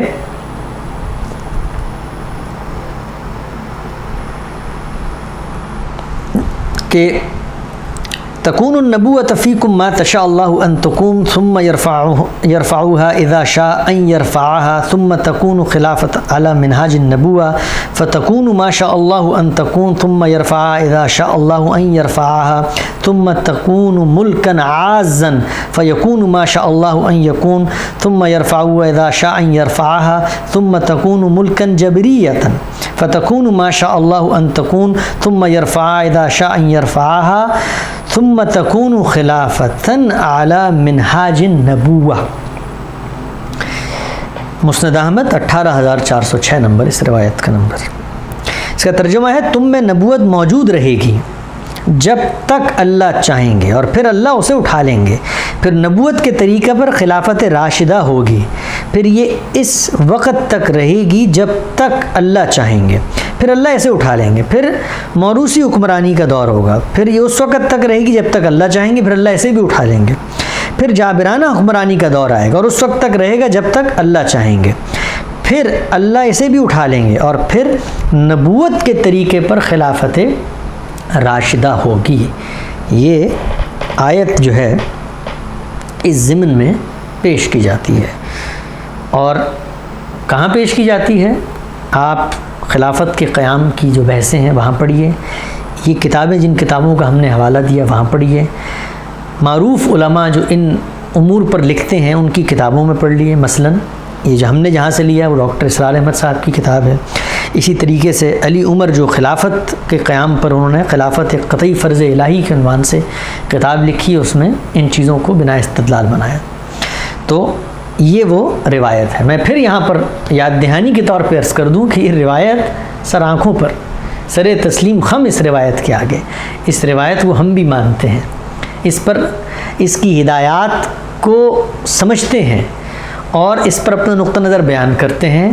وہ نقطہ نظر جاننے کا موقع یہ نہیں ہے، اس کے لیے ہمیں التفات کرنا پڑے گا ان امور اور ان مواقعوں کی طرف جہاں پر فکر فراہی اور غامدی صاحب نے اس نقطے کو اور اس روایت پر اپنے نقطہ نظر کو بیان کیا۔ زیر بحث کیا ہے؟ انعقاد خلافت اور اسلامی حکومت بطور دینی فریضہ، اس کے دلائل ہم یہاں دے رہے ہیں۔ اس کے بعد دیکھتے ہیں کہ کیا کوئی اور بھی روایت ہے جس سے استدلال کیا جاتا ہے۔ بہت ہی جلیل القدر عالم امام ابن تیمیہ خلافت کے قیام کے وجوب پر کیا لکھتے ہیں اور کس چیز سے استدلال کرتے ہیں، اس کا ہم جائزہ لیتے ہیں۔ وہ لکھتے ہیں کہ یجب ان یعرف ان الولایت امر الناس من اعظم واجبات الدین بل لا قیام للدین ولا للدنیا الا بها۔ کہتے ہیں کہ معلوم ہونا چاہیے ہے کہ لوگوں کی ولایت کا معاملہ دین کے بڑے واجبات میں سے ایک واجب ہے، بلکہ اقامت دین و دنیا اس کے بغیر ممکن ہی نہیں ہے۔ کیوں؟ فإن بني آدم لا تتم مصلحتهم إلا باجتماع لحاجة بعضهم إلى بعض ولا بد لهم عند اجتماع من رأس حتى قال النبي صلى الله عليه وسلم إذا خرج ثلاث في سفر فليؤمر أحدهم، رواه أحمد۔ انہوں نے کہا کہ معلوم ہونا چاہیے کہ ولایت، لوگوں کی ولایت کا یہ معاملہ یعنی اقامت خلافت دین کے واجبات میں سے ہے۔ کیوں؟ اس لیے کہ انسانوں کے مسائل ان کے اجتماع کی بنا پر ممکن نہیں، کیونکہ انسانوں کو ایک دوسرے کی ضرورت ہوتی ہے، اسی لیے یہ ناگزیر ہے کہ ان کے اجتماع میں ان کا کوئی سربراہ ہو۔ یہ اصول یہاں تک ضروری سمجھا گیا ہے کہ رسول اللہ صلی اللہ علیہ وسلم نے فرمایا کہ جب 3 لوگ سفر پہ نکلیں تو وہ بھی اپنا ایک امیر بنا لے۔ اس کے بعد، اور یہ جو چیز ہم نے پیش کی یہ امام ابن تیمیہ کے فتاوی جو وزارت الشؤون الاسلامی الاوقاف سعودی عرب نے چھاپے ہیں، اس کے صفحہ 129 پر ہے۔ آگے بڑھتے ہیں اور دیکھتے ہیں کہ شاہ ولی اللہ اس زمن میں کیا کوئی قرآن مجید کی آیت پیش کرتے ہیں۔ وہ لکھتے ہیں کہ اعلم ان یجب انه يجب ان يكون في جماعة المسلمين خلیفہ للمصالح لا تتم الا بوجوده والاصل في ذلك قول الله تعالى وعد الله الذين آمنوا منكم وعملوا الصالحات ليستخلفنهم في الارض كما استخلف الذين من قبل الى قوله تعالى اولئك هم الفاسقون حجت اللہ البالغہ جلد 2 صفحہ 229۔ شاہ صاحب لکھتے ہیں کہ معلوم ہونا چاہیے کہ مسلمانوں کی جماعت کا خلیفہ ہونا واجب ہے، جس کے بغیر مسلمانوں کے مصالح پورے نہیں ہو سکتے۔ اس وجوب کی بنیاد اللہ تعالیٰ کا یہ ارشاد ہے، اللہ نے وعدہ فرمایا، یہ آیت پیچھے بھی گزر چکی ہے، اللہ نے وعدہ فرمایا ہے کہ تم میں سے ان لوگوں کے ساتھ جو ایمان لائیں اور نیک عمل کریں وہ ان کو اسی طرح زمین میں خلیفہ بنائے گا جس طرح ان سے پہلے گزرے ہوئے لوگوں کو بنا چکا ہے، ان کے لیے ان کے اس دین کو مضبوط بنیادوں پر قائم کر دے گا جیسے اللہ تعالیٰ نے ان کے حق میں پسند کیا۔ تو شاہ صاحب اس معاملے میں یہ رائے رکھتے ہیں۔ دہرا دوں چیزیں، یہ دوسرا نقطہ زیر بحث تھا کہ اقامت خلافت اور اسلامی حکومت کا قیام اور انعقاد کیا اسلام میں بطور دینی فریضہ مسلمانوں پر لازم کیا گیا ہے؟ تو امام قرطبی ہوں، ماوردی ہوں، ابن تیمیہ ہوں، یا پھر شاہ ولی اللہ ہوں اور باقی دیگر لوگ ہوں، قرآن مجید کی ان آیات اور ان احادیث سے استدلال کر کے کہتے ہیں کہ یقیناً اس سوال کا جواب اس بات میں ہے کہ یہ دینی اور مذہبی فریضہ ہے۔ تو یہ دوسرا نقطہ ہے۔ اس نقطے پر غامدی صاحب کا کیا نقطہ نظر ہے بہت تفصیل کے ساتھ وہ اپنے خطبات میں اور اپنی کتاب میں بیان کر چکے ہیں۔ تو جب یہ پوچھا جاتا ہے کہ کہاں ہے جو بات کہی جا رہی ہے تو وہ یہاں ہے یہ بات جو بیان کی جا رہی ہے۔ اسلام اور ریاست ایک جوابی بیانیے میں جو تیسرا نقطہ جس پر غامدی صاحب نے گفتگو کی وہ یہ تھی کہ کیا پوری دنیا میں خلافت کا قیام دین کا تقاضا ہے یا متعدد خلفاء بھی ہو سکتے ہیں؟ یعنی یہ بات، یہ نقطہ کہ مسلمانوں کا ایک حکمران ہوگا، کیا مذہب نے اس چیز کو لازم کیا ہے؟ تو آئیے ہم جانتے ہیں، پڑھتے ہیں، سمجھتے ہیں، دیکھتے ہیں کہ کیا کوئی مذہبی ماخذ ہے اس باب میں جو اہل علم علماء پیش کر رہے ہیں؟ کیا کوئی روایت ہے، کیا کوئی قرآن مجید کی آیت ہے جس سے یہ استدلال کیا جاتا ہے کہ جی ہاں ایک ہی خلیفہ ہونا چاہیے، دوسرا خلیفہ نہیں ہو سکتا؟ تو اس ضمن میں جو پہلی حدیث پیش کی جاتی ہے صحیح مسلم 1853 نمبر حدیث، رسول اللہ صلی اللہ علیہ وسلم نے فرمایا، ابی سعید خدری رضی اللہ عنہ کی یہ روایت ہے کہ اذا بوئی لخلیفتین فاقتلوا الآخر منہما۔ ابو سعید خدری کہتے ہیں کہ رسول اللہ صلی اللہ علیہ وسلم نے فرمایا کہ جب 2 خلفاء کی بیعت کی جائے تو بعد والے کو قتل کر دو۔ یعنی جس وقت یہ کہا گیا کہ کیا ایک سے زائد خلیفہ کی بیعت کی جا سکتی ہے تو اس ضمن میں یہ حدیث پیش کی جاتی ہے کہ نہیں، بلکہ اللہ کے رسول کی یہ ہدایت ہے کہ جس وقت یہ معاملہ ہو تو دوسرے کو قتل کر دیا جائے۔ یہ حدیث ہماری بنائی ہوئی نہیں ہے، یہ اللہ کے رسول سے منسوب وہ حدیث ہے جو حدیث کی کتابوں میں لکھی بھی موجود ہے اور جس کو پڑھا اور پڑھایا جاتا ہے۔ ایک اور حدیث، من آتاکم وامرکم جمیع علی رجل واحد یرید ان یشق عصاکم ان یفرق جماعتکم فاقتلوہ۔ یہ بھی صحیح مسلم 1852 نمبر حدیث۔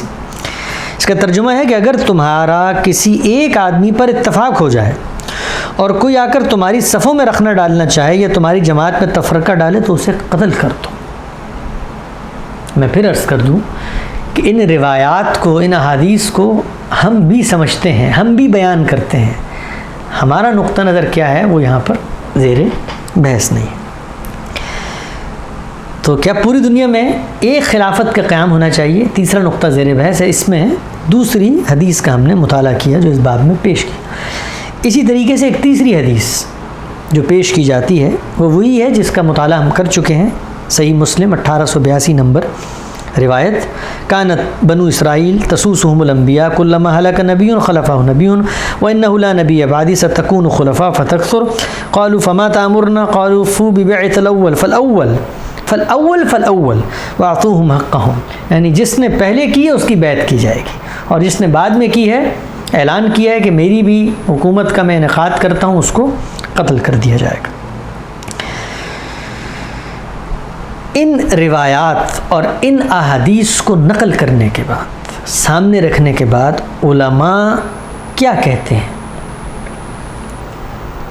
آیات سے استدلال کر کے. امام الجزیری، عبد الرحمن الجزیری، معروف محقق اور عالم فقہ المذاہب الاربعہ کے مصنف، وہ اپنی کتاب کی 5ویں جلد صفحہ 414 پر لکھتے ہیں کہ اتفق الامت رحمہم اللہ، اتفق الائمۃ رحمہم اللہ علی ان الامامۃ فرض. تمام ائمہ اس بات پر متفق ہیں کہ امامت فرض ہے. انه لا يجوز ان يكون على المسلمين في وقت واحد في جميع الدنيا امامان، اور یہ جائز نہیں ہے کہ ساری دنیا میں مسلمانوں کے ایک سے زائد امام ہو. لا متفقان ولا متفرقان، خواہ وہ آپس میں متفق ہوں یا آپس میں اختلاف رکھتے ہوں. یعنی ان آیات اور ان احادیث کی روشنی میں امت کے علماء کا اجماعی نقطہ نظر یہ بیان کیا ہے کہ اتفق الائمۃ رحمہم اللہ، کہ ائمہ اکرام کا اس بات پر اتفاق ہے.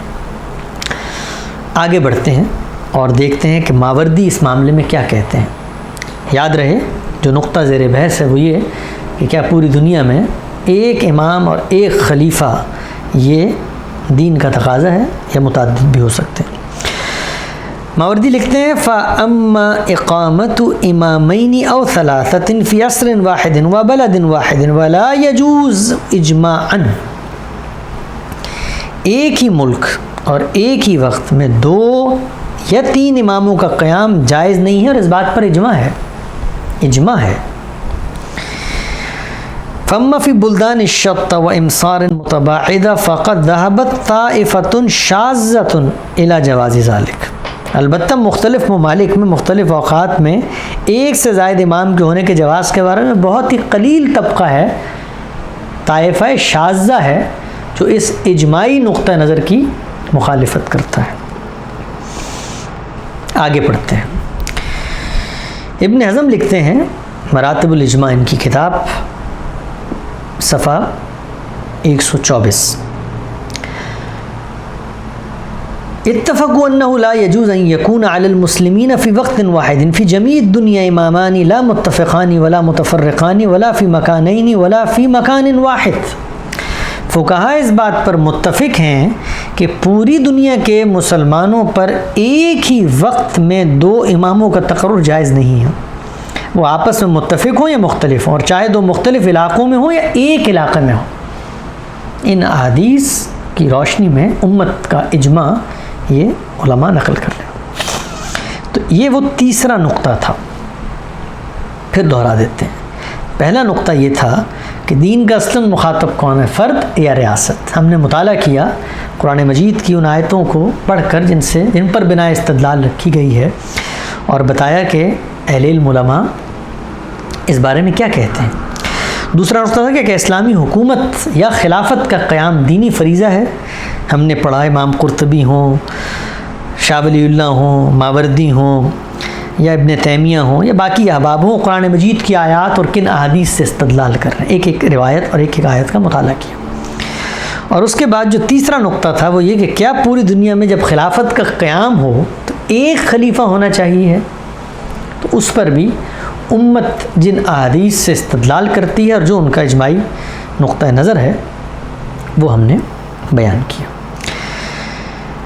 اب چوتھا نقطہ زیر بحث ہے جس پر غامدی صاحب نے اپنا نقطہ نظر بیان کیا تھا کہ قومیت کی بنیاد اسلام ہے یا نہیں.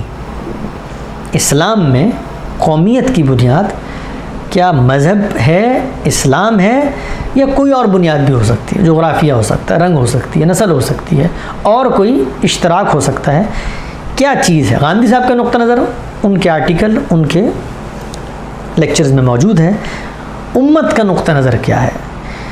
ان جلیل القدر علماء اور ائمہ کا نقطہ نظر کیا ہے جن کی کتابیں مدارس میں پڑھائی جاتی ہیں، جن کی علمی روایت وہاں زیر بحث آتی ہے، اور جن کو پھر آگے لوگ کوٹ کرتے ہیں.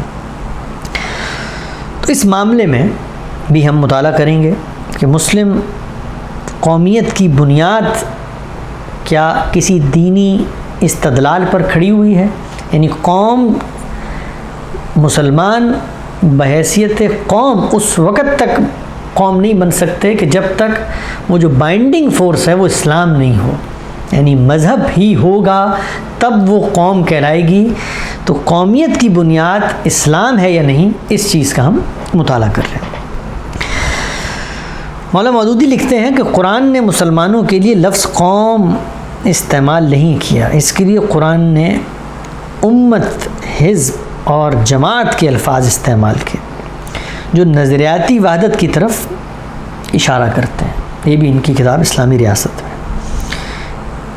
اس نقطہ نظر کی بنیاد میں، اس کے استدلال میں وہ قرآن مجید کی آیت پیش کرتے ہیں. سورہ بقرہ آیت 143، وَكَذَلِكَ جَعَلْنَاكُمْ أُمَّةً وَسَطًا. جو اسلام کی دعوت قبول کر لے وہ ایک قوم ہے، یہ کہہ کر یہ آیت مولانا نقل کرتے ہیں. اور اسی طرح ہم نے تمہیں ایک امت، درمیان کی امت بنایا. مولانا لکھتے ہیں کہ مسلمان حقیقت میں قوم نہیں، ایک پارٹی ہیں، اس لیے قرآن نے ان کے لیے حزب کا لفظ استعمال کیا ہے. اور پھر سورہ مجادلہ آیت 58 کا وہ حوالہ دیتے ہیں جس کے آخر میں کہا گیا کہ اولئک حزب اللہ الا ان الحزب اللہ هم المفلحون، کہ وہ اللہ کی پارٹی کے لوگ ہیں، خبردار رہو اللہ کی پارٹی والے ہی فلاح پانے والے ہیں.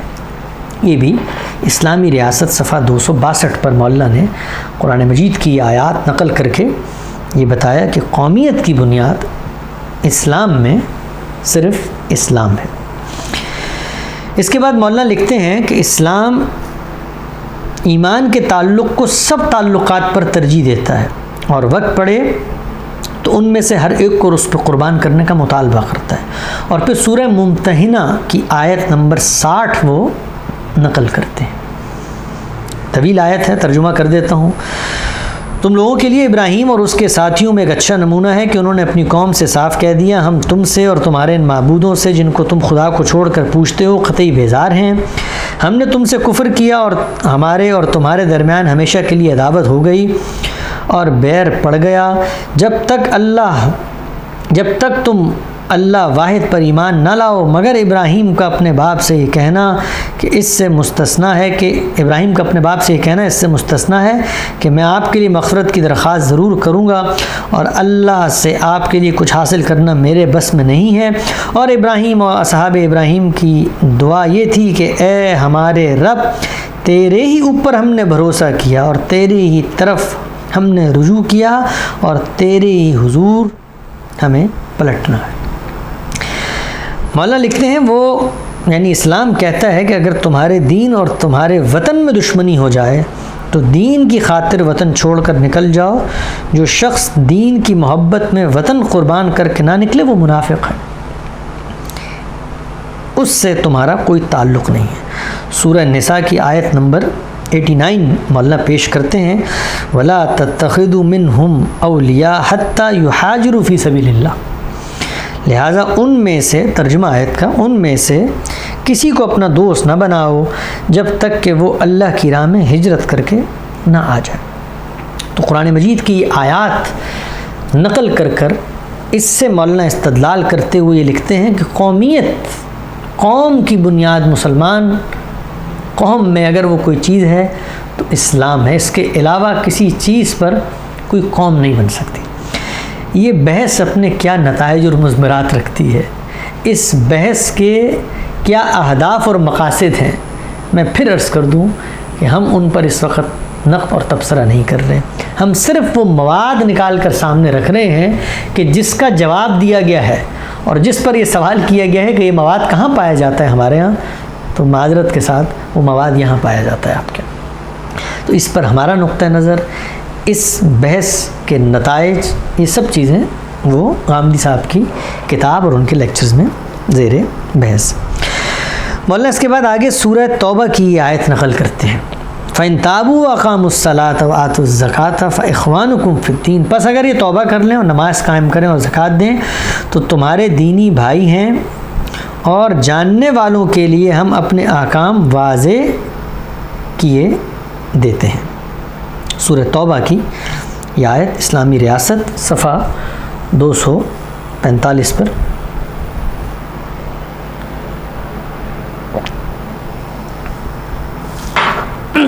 نقل کی۔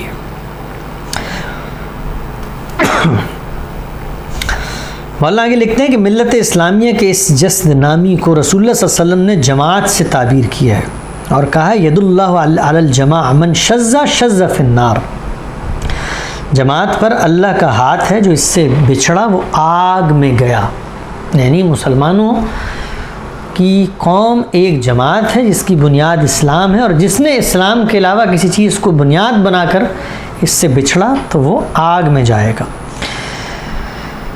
اور پھر لکھتے ہیں کہ پارٹی کا یہ اختلاف باپ اور بیٹے کا تعلق توڑ دیتا ہے، لا یتوارث اہل الملتین، دو مختلف ملتوں کے لوگ آپس میں ایک دوسرے کے متوارث نہیں ہو سکتے۔ سورہ ممتحنہ آیت نمبر 60 نقل کر کے وہ لکھتے ہیں، لا ہن حل لہم ولا ہم یحلون لہن، وہ کفار کے لیے حلال ہے نہ کفار ان کے لیے حلال۔ اسلامی ریاست صفحہ 263۔ تو یہ وہ چوتھا نقطہ ہے کہ قومیت کی بنیاد اسلام میں کیا ہے۔ غامدی صاحب نے اپنے آرٹیکل میں اس کا جواب دیا ہے کہ ان کے نقطہ نظر میں کیا ہے، علماء کیا کہتے ہیں، کیا لکھتے ہیں، کیا بیان کرتے ہیں، کیا ان کا بنا استدلال ہے۔ تو ہم نے اس چوتھے نقطے میں اس پر گفتگو کی تفصیل سے کہ اہل علم علماء قرآن مجید کی آیات ہوں یا احادیث ہوں، ان میں سے کن چیزوں سے استدلال کرتے ہیں اور کیا نقطہ نظر پیش کرتے ہیں۔ اس کے بعد آگے چلتے ہیں 5ویں نقطے کی طرف، جس پر غامدی صاحب نے وہاں کلام کیا۔ کیا تکفیر کا حق مسلمانوں کو حاصل ہے؟ یعنی کسی مسلمان کو کسی دوسرے شخص کے مذہب کے بارے میں فیصلہ کرنے کا حق حاصل ہے کہ وہ مسلمان ہے یا کافر ہے؟ پھر عرض کر دوں کہ اس پر جو نقطہ نظر تھا غامدی صاحب کا، بہت تفصیل کے ساتھ انہوں نے اپنی کتاب میزان، اپنے لیکچرز خطبات ڈیلس میں حق کے تکفیر کے عنوان سے، اور اسی طریقے سے تکفیر سے متعلق روایات پر جو انہوں نے تحقیقی کام کیا ہے وہ چھپ چکا ہے، اس میں انہوں نے بیان کیا ہے۔ تو اس حوالے سے کیا نقطہ نظر ہے امت کے علماء کا؟ جو نقطہ نظر ہے وہ یہ کہ تکفیر تو اصلاً ایک مباح چیز ہے، یعنی تکفیر کے حق میں کسی دلیل دینے کی کوئی ضرورت ہی نہیں ہے۔ تکفیر تو کی جائے گی، تکفیر تو ہوگی، کیوں ہوگی؟ جب یہ پوچھا جاتا ہے تو قرآن مجید کی یہ آیات بیان کی جاتی ہیں اور ان سے استدلال کر کے کہا جاتا ہے کہ ان میں تو خود تکفیر کی گئی ہے۔ احادیث بیان کی جاتی ہیں اور کہا جاتا ہے کہ ان میں تو خود تکفیر کی گئی ہے، نہ صرف یہ بلکہ پیشن گوئی کی گئی ہے کہ بعد میں بھی لوگ کافر ہوں گے، تو جب بعد میں بھی ہوں گے تو تکفیر کی جائے گی۔ اور پھر دین کی ہدایات قرآن مجید کی ہوں یا روایات سے استدلال کرتے ہوئے کہ ان میں یہ ہدایت دی گئی ہے کہ تکفیر کی جائے، یعنی جس وقت یہ کہا جائے کہ مرتد کو سزا دی جائے گی تو پھر تکفیر کی جائے گی، جب یہ کہا جائے گا کہ کافر مسلمان کا وارث نہیں ہو سکتا تو تکفیر کی جائے گی۔ تو یہ وہ تقاضے ہیں جن کے تحت تکفیر کی جاتی ہے۔ تو اس 5ویں نقطے کا ہم مطالعہ کر رہے ہیں۔ سورہ اعراف کی آیت پیش کی جاتی ہے 172 اور 3، کہ جس میں کہا جاتا ہے کہ اللہ تعالیٰ نے خود لوگوں کی عہد الست لینے کے بعد اتمام حجت کر دیا ہے، اور اب جو شخص اس کو نہیں مانتا وہ در حقیقت کافر ہو چکا ہے، یعنی مذہب کو چھوڑ چکا ہے۔ سورہ اعراف کی اس آیت کا ترجمہ ہے، اور اے نبی لوگوں کو یاد دلاؤ وہ وقت جب کہ تمہارے رب نے بنی آدم کی پشتوں سے ان کی نسل کو نکالا تھا اور انہیں خود ان کے اوپر گواہ بناتے ہوئے پوچھا تھا کہ کیا میں تمہارا رب نہیں ہوں؟ انہوں نے کہا ضرور آپ ہی ہمارے رب ہیں، ہم اس پر گواہی دیتے ہیں، یہ ہم نے اس لیے کیا کہ کہیں تم قیامت کے روز یہ نہ کہہ دو کہ تم اس بات سے بے خبر تھے، یا یہ نہ کہنے لگو کہ شرک کی ابتدا تو ہمارے باپ دادا نے ہم سے پہلے کی تھی، ہم بات کو ان کی نسل سے پیدا ہوئے، پھر کیا آپ ہمیں اس قصور میں پکڑتے ہیں جو غلط کار لوگوں نے کیا تھا۔ یعنی یہ آیت نقل کر کے کہا جاتا ہے کہ اللہ نے تو واضح کر دیا ہے کہ جو حقیقت ہے، جو روشنی ہے، وہ تو سب تک پہنچا دی ہے، اور لوگوں کے بارے میں بتا بھی دیا ہے کہ ہم نے تو دین سب تک پہنچا دیا ہے، عہد الست کے تحت اتمام حجت ہو چکا ہے، لہٰذا اب اس اتمام حجت کے بعد جو شخص ہمارے سامنے آئے گا اور ہم اس سے پوچھیں گے تو وہ اس کو نہیں مانتا تو ہم اس کی تکفیر کریں گے۔ تو یہ پہلی چیز ہے۔ دوسری چیز یہ کہی جاتی ہے کہ قرآن مجید میں اگر کسی چیز کی ممانعت نہیں آئی تو وہ اصلاً مباح ہے، اصلاً جائز ہے، لہٰذا جس وقت وہ جائز ہے تو آپ یا کوئی بھی شخص ہمیں تکفیر سے کیسے روک سکتا ہے؟ جب یہ کہا جاتا ہے کہ قرآن میں ممانعت نہیں آئی بلکہ وہاں بھی تکفیر کی گئی ہے تو وہ کون سی آیات ہیں جو پیش کی جاتی ہیں؟ وہ آیات ہم یہاں پیش کرتے ہیں۔ سورہ صاد کی آیت ہے، آپ کہتے ہیں کہ انہیں تعجب ہے، آیت کا ترجمہ ہے، چوتھی آیت، انہیں تعجب ہے کہ ان کے پاس ایک خبردار کرنے والا انہی میں سے آ گیا ہے اور ان کافروں نے کہہ دیا ہے کہ یہ ساحر ہے اور سخت جھوٹا ہے۔ تو قرآن مجید کی یہ آیت نقل کر کے استدلال کیا جاتا ہے کہ خود اللہ تعالیٰ کہہ رہے ہیں کہ ان کافروں نے کہہ دیا، تو اس کا مطلب کافر کہا جائے گا نا، اللہ نے کہا ہے تو ہم بھی کہیں گے۔ اسی طریقے سے سورہ مائدہ کی آیت وَمَن لَّمْ يَحْكَمْ بِمَا أَنزَلَ اللَّهُ فَأُولَٰئِكَ هُمُ الْكَافِرُونَ، اور جو لوگ اللہ کے اتارے ہوئے قانون کے مطابق فیصلہ نہ کریں وہی کافر ہیں۔ تو جب اللہ نے ایک صورتحال کو دیکھتے ہوئے یہ فیصلہ دیا ہے تو ہم بھی دیں گے، جو دیکھ رہے ہیں کہ جو نہیں فیصلہ کر رہے ہیں ہم ان کو کافر قرار دیں گے۔ اسی طریقے سے کہا جاتا ہے کہ کافر کہہ کر مخاطب کیا ہے سورہ کافرون میں کہ قل یا ایھا الکافرون، تم اعلان کرو اے پیغمبر کہ اے کافرو۔ لہٰذا قرآن مجید تو نہ صرف یہ کہ یہ ایک مباح عمل ہے بلکہ خود بھی اس کو کر رہا ہے اور ہمیں بھی یہ کہہ رہا ہے کہ ان چیزوں پہ میں نے تکفیر کی ہے، لہٰذا تمہارے لیے یہ ایک کھلی چیز ہے، تم بھی چاہو تو کرو۔ تو قرآن مجید کی ان آیات سے استدلال کیا جاتا ہے۔ ان کے بعد کچھ احادیث ہیں جن سے تکفیر کے معاملے میں استدلال کیا جاتا ہے۔ پہلی یہ ہے کہ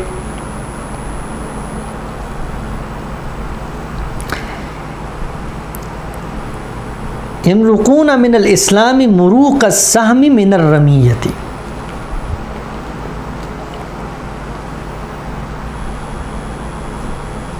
معاف کیجیے گا،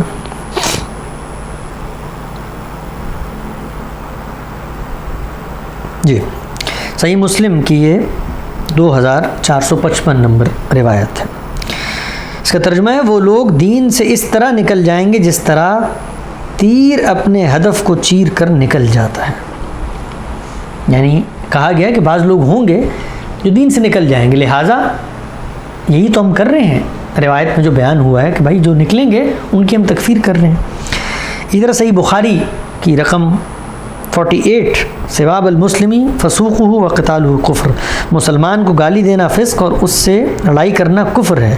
تو یہاں بھی کیا کیا گیا ہے کہ کفر قرار دیا گیا ہے کسی چیز کو اور اس کا مرتکب ہونے والا کافر قرار دیا ہے، تو لہٰذا جب روایتوں میں بیان ہوا ہے تو ہم کیوں نہ کسی شخص کو کافر قرار دیں۔ اسی طرح بخاری کی 121 نمبر روایت ہے کہ میرے بعد کافر نہ ہو جانا کہ ایک دوسرے کی گردنیں مارتے پھرنا۔ یہ روایت پڑھائی جاتی ہے اور اس روایت کو پڑھ کے یہ جواز دیا جاتا ہے کہ خود رسول اللہ صلی اللہ علیہ وسلم کہہ رہے ہیں میرے بعد کافر نہ ہو جانا، تو اصل میں کافر تو پھر ہوا جائے گا، اور پھر جو ہوگا تو ہم بتائیں گے کہ وہ کافر ہے۔ بڑا شاندار جملہ اس کو کہہ کر نقل کیا جاتا ہے کہ ہم کافر بناتے نہیں، ہم کافر بتاتے ہیں، تو وہ انہی روایات سے استدلال کیا جاتا ہے۔ اسی طریقے سے صحیح بخاری ہی کی یہ روایت ہے کہ جب کوئی شخص اپنے بھائی کو کافر کہتا ہے تو دونوں میں سے یہ لفظ ایک پر چسپاں ہو جاتا ہے، لہٰذا کفر تو ہوتا ہے، اور جب کفر ہوتا ہے تو کوئی کافر بھی ہوتا ہے، اور جب کوئی کافر ہوتا ہے تو بیان بھی کیا جاتا ہے۔ تو یہ وہ احادیث ہیں جن سے یہ بات بیان کی جاتی ہے۔ اسی طریقے سے ایک اور حدیث ہے صحیح مسلم 4771 کہ تم حکمرانوں سے اقتدار کے معاملے میں جھگڑا صرف اس صورت میں کر سکتے ہو جب کوئی کھلا کفر ان کی طرف سے دیکھو اور تمہارے پاس اس معاملے میں اللہ کی واضح حجت موجود ہو۔ کفرن بواحن ان ترا کفرن بواحن، یعنی کہا یہ گیا ہے روایت میں کہ کھلا کفر کریں، اس کا مطلب یہ ہے کہ کھلا کفر ہوگا تو وہ کافر ہو جائے گا، وہ کافر ہوگا تو ہم اس صورت میں بغاوت کر دیں گے، تو بھائی تبھی تو بغاوت ہوگی کہ جب کسی کو کافر قرار دیا جائے۔ تو تکفیر کے معاملے میں کہ کیا کسی کی تکفیر کی جا سکتی ہے، اس کا حق دین نے دیا ہے، کسی کو دیا ہے، تو اس کا جواب یہ دیا جاتا ہے، یہ وہ 5واں نقطہ تھا کہ کیا حق تکفیر مسلمانوں کے لیے ثابت ہے، تو اس کا جواب قرآن مجید کی ان آیات اور ان حدیث کی روشنی میں دیا جاتا ہے کہ یقیناً نہ صرف یہ کہ یہ امر مباح ہے، نہ صرف یہ کہ اللہ تعالیٰ نے تکفیر کی ہے، نہ صرف یہ کہ روایت میں تکفیر کی گئی ہے، بلکہ ہمیں بھی یہ کہا گیا ہے کہ جب اس طرح کا معاملہ ہو تو یہ رویہ تم اپناؤ۔ یہاں میں ایک بات پھر یاد دلا دوں کہ ان تمام روایات پر ہمارا نقطہ نظر، غامدی صاحب کا نقطہ نظر، وہ یہاں نہ زیر بحث ہے، نہ ان پر اس نقطہ نظر پر تنقید زیر بحث ہے، یہاں صرف مواد پیش کیا جا رہا۔ تو یہ 5واں نقطہ تھا جس کو ہم نے پیش کیا۔ ایک اور روایت اس ضمن میں سنن ترمذی کی، وہ روایت یہ ہے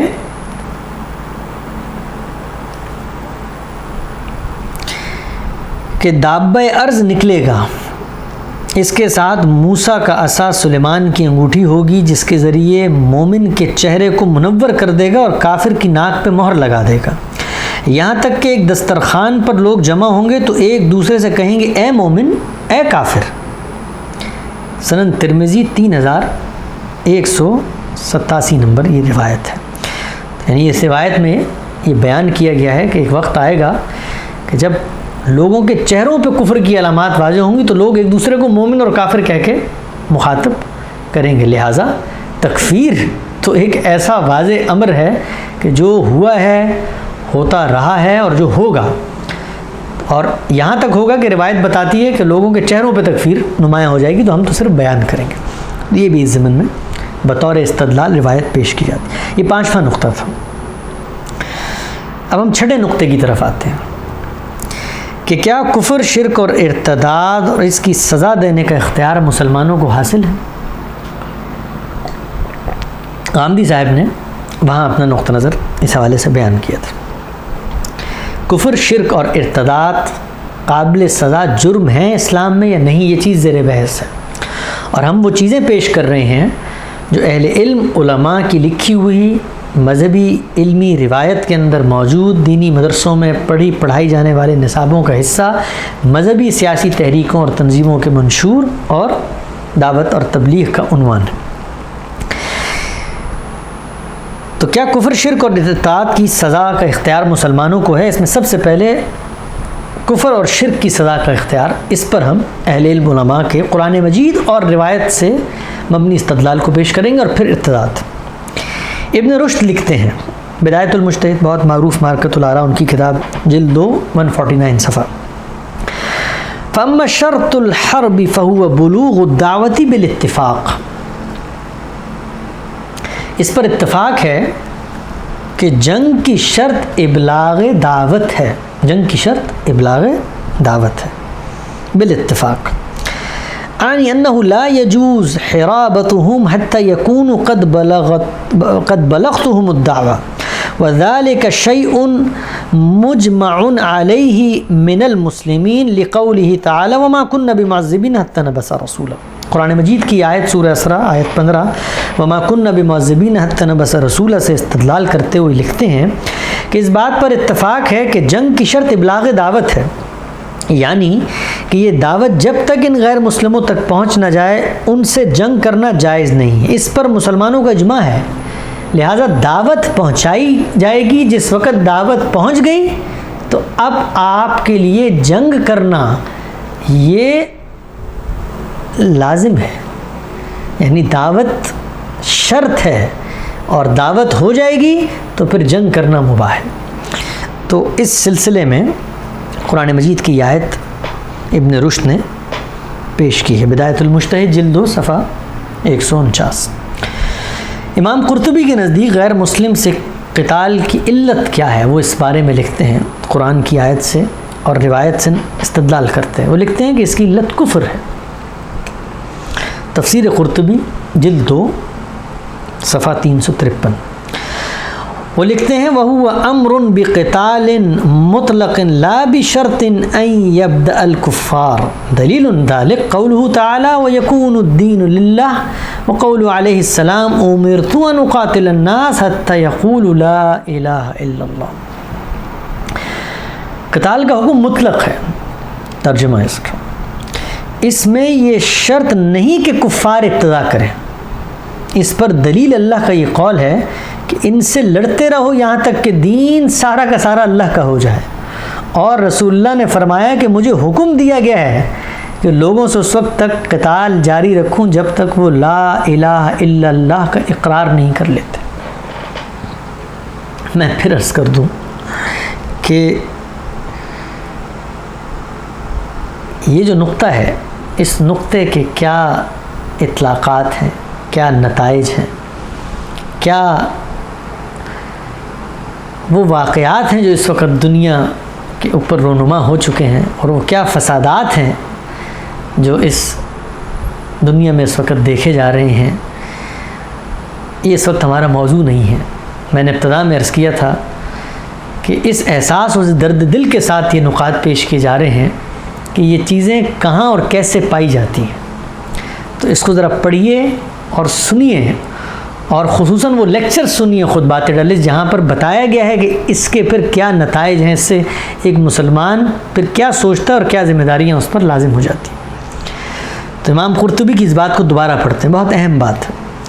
وہ امر بقتال مطلق لا بشرط ان یبدأ الکفار، قتال کا حکم مطلق ہے، اس میں یہ شرط نہیں کہ کفار ابتدا کریں، اور اس پر دلیل کیا ہے وہ یکون الدین للہ، کیا دلیل ہے کہ دین سارا کا سارا اللہ کا ہو جائے، یعنی دنیا میں دین اللہ کا ہو جائے، یہ ہے قتال کی علت، کفر کا خاتمہ۔ ابن رشد لکھتے ہیں فَأَمَّا الَّذِينَ يُحَارِبُونَ فَاتَّفَقُوا عَلَىٰ أَنَّهُمْ جَمِيعُ الْمُشْرِكِينَ لِقَوْلِهِ تَعَالَىٰ وَقَاتِلُوهُمْ حَتَّىٰ لَا تَكُونَ فِتْنَةٌ وَيَكُونَ الدِّينُ كُلُّهُ لِلَّهِ، سورہ انفال آیت 39۔ ابن رشد لکھتے ہیں کہ قتال بالاتفاق تمام مشرکین سے کیا جائے گا، تمام مشرکین سے قتال کیا جائے گا، اس لیے کہ اللہ تعالیٰ کا ارشاد ہے ان سے لڑتے رہو یہاں تک کہ فتنہ ختم ہو جائے اور دین سارا کا سارا اللہ کا ہو جائے۔ اس کے بعد امام سرخسی بھی اسی آیت کو استدلال بناتے ہوئے لکھتے ہیں ثم امر بالبدایۃ بالقتال فقال اللہ تعالی فقاتلوہم حتی لا تکون فتنہ، سورہ بقرہ 193 نمبر آیت۔ وقال اللہ تعالی فاقتلوا المشرکین حیث وجدتموہم، سورہ توبہ آیت نمبر 5۔ یعنی کیا مطلب ان کی اس بات کا کہ پھر اقدامی جہاد کا، ثم امر بالبدایۃ بالقتال، ابتدائی اقدام کرنے کے جہاد کا حکم دیا اللہ نے، اور کن آیات سے استدلال کرتے ہوئے قاتلوہم حتی لا تکون فتنہ، یعنی ان سے لڑتے رہو یہاں تک کہ فتنہ باقی نہ رہے، اور پھر فاقتلوا المشرکین حیث وجدتموہم، مشرکین جہاں پائے جائیں وہاں پر ان کا قتل کر دو۔ ان آیات کو امام سرخسی بنا استدلال بناتے ہیں۔ مزید لکھتے ہیں آگے وہ اپنی کتاب مبسوط جلد 10 صفحہ 2 اور 3 پر، وقال رسول اللہ صلی اللہ علیہ وسلم امرت ان اقاتل الناس حتى يقولوا لا الہ الا اللہ فاذا قالوها فقد عصموا مني دماءهم واموالهم الا بحقها وحسابهم على اللہ۔ رسول اللہ صلی اللہ علیہ وسلم نے فرمایا مجھے حکم دیا گیا ہے کہ لوگوں سے اس وقت تک قتال جاری رکھوں یہاں تک کہ وہ لا الہ الا اللہ کا اقرار کر لیں۔ جب وہ ایسا کر لیں تو انہوں نے مجھ سے اپنی جان اور مال بچا لیا سوائے کہ ان پر کوئی حق قائم ہو اور اس کا حساب اللہ کے ذمہ ہے۔ یہ حدیث نقل کی امام سرخسی نے، اور اس کے بعد یہ لکھتے ہیں فاستقر الامر على فریضۃ الجہاد مع المشرکین وهو فرض قائم الى قیام الساعہ۔ چنانچہ اس آیت اور اس روایت سے استدلال کے بعد لکھتے ہیں چنانچہ مشرکین کے ساتھ جہاد فرض کے درجے میں مقرر کر دیا ہے۔ مشرکین کے ساتھ جہاد، فاستقر الامر على فریضۃ الجہاد مع المشرکین وهو فرض قائم الى قیام الساعہ، قیامت تک کے لیے لازم کر دیا گیا ہے۔ قال نبی صلی اللہ علیہ وسلم الجہاد ماض منذ بعثنی اللہ تعالی الى ان یقاتل آخر عصابۃ من امتی الدجال۔ چنانچہ مشرکین کے ساتھ جہاد فرض کر دیا گیا ہے، اور اس کی جو دلیل انہوں نے وہ دی ہے وہ رسول اللہ صلی اللہ علیہ وسلم کا یہ ارشاد ہے کہ جہاد قیامت تک جاری رہے گا، میری آمد کے وقت سے، میری بعثت کے وقت سے لے کر اس وقت تک جب تک میری امت کا آخری گروہ دجال سے قتال کرے گا، دجال سے قتال کرے گا۔ تو یہ امام سرخسی کا اس بارے میں نقطہ نظر ہے۔ دہرا لیں ہم کہ چھٹا نقطہ زیر بحث ہے کہ کفر شرک ارتداد کی سزا مذہب نے مقرر کی ہے اور ہم پر لازم کیا ہے کہ ہم وہ سزا دیں۔ تو کفر اور شرک کی سزا کے بارے میں اس وقت ہم امت کے ائمہ کے ان استدلالات کا جائزہ لے رہے ہیں جو قرآن اور حدیث پر مبنی ہیں۔ امام قرطبی کے نزدیک غیر مسلم سے قتال کی علت کفر تھی، اس پر ہم گفتگو کر چکے۔ امام ابن رشد، امام سرخسی نے جن آیات سے استدلال کیا، اب ہم پڑھتے ہیں کہ امام کاسانی بدایہ ثنایا کے مصنف کیا کہتے ہیں۔ وہ لکھتے ہیں فلا تجوز عند عدم الضرورہ لأن الموادعۃ ترک القتال مفروض۔ بلا ضرورت کفار سے خود صلح کرنا جائز نہیں ہے، اس لیے کہ صلح کرنا جہاد کے فرض کو ترک کرنا ہے۔ ولا يجوز الا فی حال یقع وسیلۃ الی القتال، یہ صرف اسی صورت میں جائز ہے، یعنی جہاد کو ترک کرنا اور مشرکین سے صلح کرنا یہ صرف اسی صورت میں جائز ہے کہ جب مزید قتال کا ذریعہ بنے۔ ولا يجوز الا فی حال یقع وسیلۃ الی القتال، یعنی مزید کا ذریعہ بنے تو صلح کی جائے۔ لأنها حينئذ تكون قتالا معنا قال الله تعالى فلا تهنوا وتدعوا إلى السلم وأنتم الأعلون والله معكم۔ سورہ محمد آیت 35 کا حوالہ انہوں نے دیا ہے، اس سے استدلال کیا ہے کہ کفار سے صلح جائز نہیں ہے سوائے صورت کے کہ دوبارہ حملے کے لیے کی جائے۔ اور آیت کیا پیش کی ہے؟ سورہ محمد کی آیت 35، جس کا ترجمہ ہے تو تم ہمت نہ ہارو اور دشمنوں کو صلح کی طرف نہ بلاؤ اور تم غالب ہو اور خدا تمہارے ساتھ۔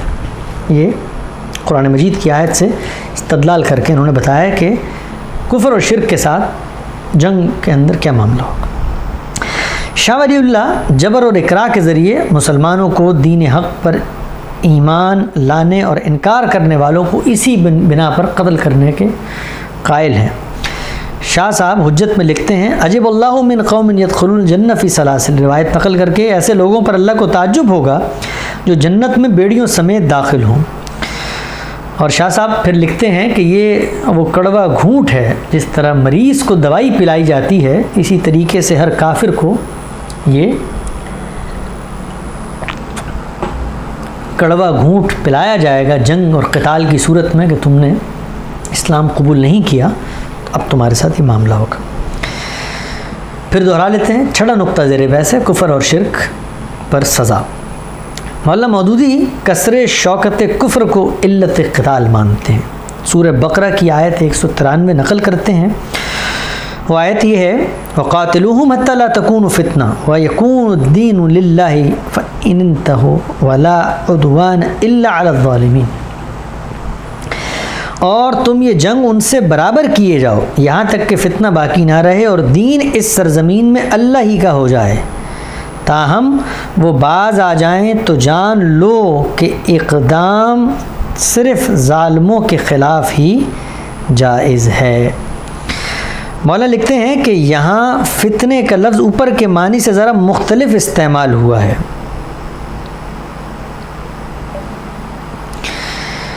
سیاق و سباق سے صاف ظاہر ہے کہ اس مقام پر فتنے سے مراد وہ حالت ہے جس میں دین اللہ کے بجائے کسی اور کے لیے ہو۔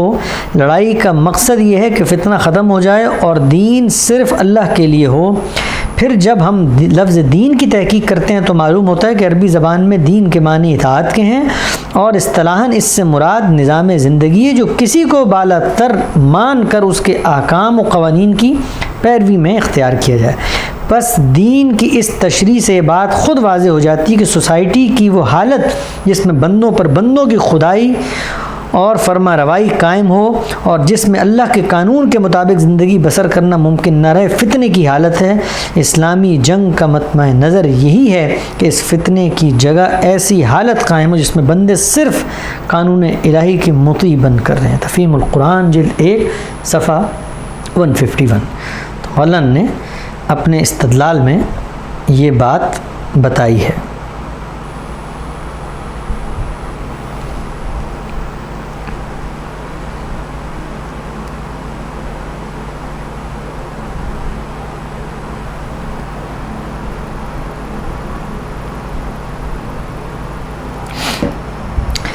اس کے بعد ارتداد زیر بحث ہے۔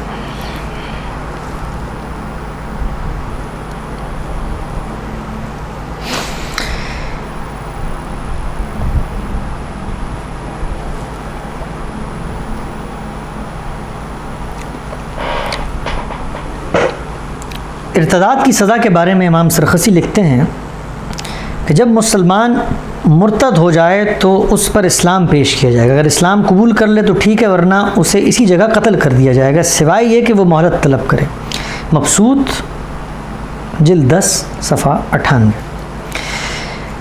یہی نقطہ نظر مولانا مودودی نے پیش کیا ہے کہ ارتداد بھی قابل سزا جرم ہے، اور انہوں نے اس کی سزا دینے کی جو علت بیان کی ہے وہ یہ ہے کہ اسلامی نظام میں ریاست میں خلل اور انتشار اس سے پیدا ہوتا ہے، جس کے لیے یہ سزا دی جائے گی۔ ارتداد کے حوالے سے ابن تیمیہ کا بھی نقطہ نظر یہی ہے کہ مرتد ہونے والا شخص اپنے وجود سے گویا دوسرے مسلمانوں کو بھی ارتداد کی دعوت دیتا ہے۔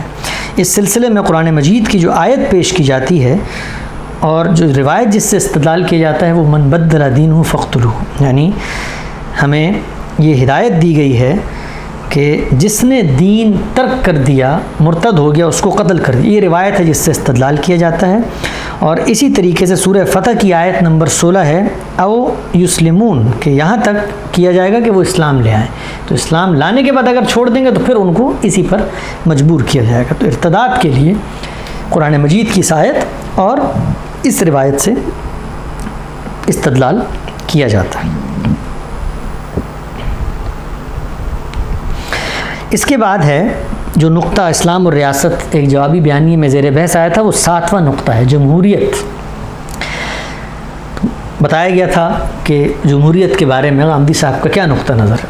اب ہم دیکھتے ہیں کہ اسی جمہوریت کے بارے میں کن قرآن مجید کی نصوص اور احادیث کو سامنے رکھ کر استدلال کیا جاتا ہے اور وہ کیا استدلال ہے۔ یہ چیزیں ہم تفصیلاً وہاں زیر بحث لائیں گے کہ جہاں پر موجودہ عہد میں جمہوریت کے بارے میں جو اہل علم علماء رویہ اختیار کر رہے ہیں، یہاں پر چونکہ ہم نے صرف استدلال کو خالص رکھا ہے تو قرآن مجید کی آیت اور روایات کو بیان کر کے ہم یہ بتائیں گے کہ کیا وہ آیات ہیں اور کون سی وہ روایت ہیں جن سے استدلال کیا جاتا ہے۔ پہلی چیز ہے وہ یہ ہے کہ ان الحکم الا للہ، کہ اللہ ہی کی حاکمیت، اللہ ہی کا حکم ہے جو جاری رہے گا۔